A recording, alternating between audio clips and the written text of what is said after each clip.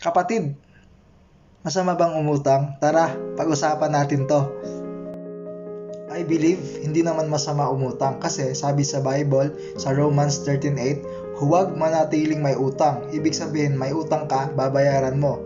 Pero harapin mo yung katotohanan na may rason kung bakit hindi ka makakabayad ng utang. Ito yung suriin natin, may dalawang klase ng utang.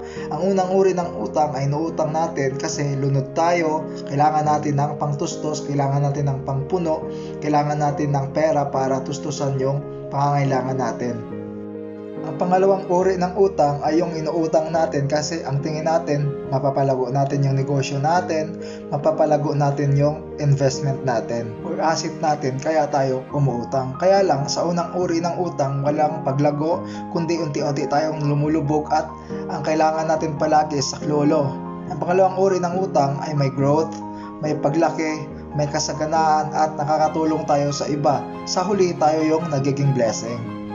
Sabi sa Bible, in Deuteronomy 15:6, magpapahiram ka ng pera sa maraming bansa, ngunit hindi mo na kakailanganing humiram. So tandaan po natin mga kapatid na ang promise ni Lord sa buhay natin, kung mag-aalay tayo sa kalooban niya, is tayo yung nagpapautang, hindi tayo yung lubog na umuutang.